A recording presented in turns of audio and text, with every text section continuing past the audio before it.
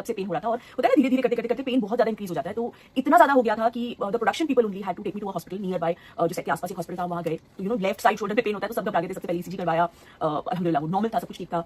उसके बाद एक्सरे किया तो एक्सरे में भी ज्यादा कुछ समझ में नहीं आया एंड लेकिन पेन बिल्कुल भी सबसाइड नहीं हो रहा था। तो इसलिए उस दिन मैं एपिसोड का हिस्सा नहीं हो पाई एंड मैं फिर फर्दर इन्वेस्टिगेशन के लिए मैं गई डॉक्टर तुषार शाह के पास, वहाँ पे हमने सोनोग्राफी की। तो वहाँ पे पता चला कि यहाँ पे जो है लिम्फ नोड्स है मुझे।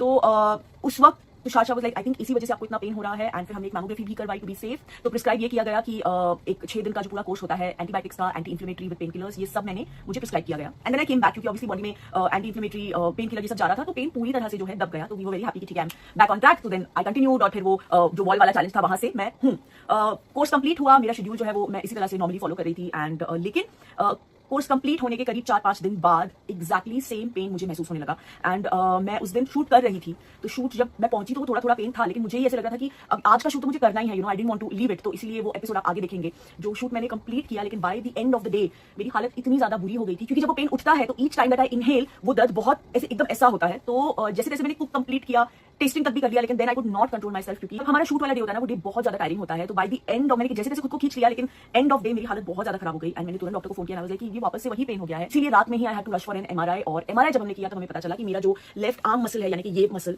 यहाँ पे there is some kind of an injury. अब ये इंजरी होने के बहुत सारे रीजंस हो सकते हैं, ऐसा डॉक्टर कह रहे हैं। It could be due to age related, it could be चलो ऐसा कुछ अगर हो गया तो पूरे दिन में आपको 2 घंटे का रेस्ट किसी और का सीन कर लेते हैं, या जो भी डेली में बीच में आपको पूरे शूट में बीच में आपको गैप मिलता रहता है। प्लस अगर आपकी हालत ऐसी है कि आप नहीं ठीक हो तो बहुत सारे कैरेक्टर्स होते हैं जिसके ऊपर थोड़ा प्ले अराउंड किया जा सकता है। लेकिन ये एक रियलिटी शो है, एक कॉम्पिटिशन है, तो ऐसे बार बार अच्छा नहीं लगता एंड मेरी तरफ से ये फेयर भी नहीं होता, it would have not been good. तो लेकिन मैं यहाँ पे एक स्पेशल मेंशन, एक स्पेशल थैंक यू अपनी तरफ से दिल से बोलना चाहूंगी to the entire production team.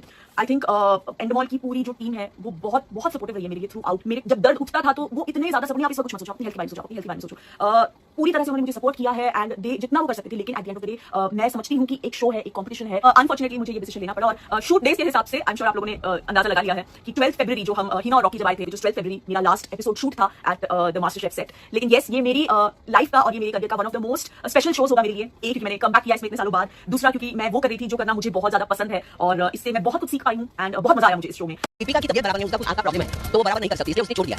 मतलब एक बार गई थी वो तो थोड़ा मतलब डॉक्टर के पास जाने के बाद सब ठीक हो गया करके आई।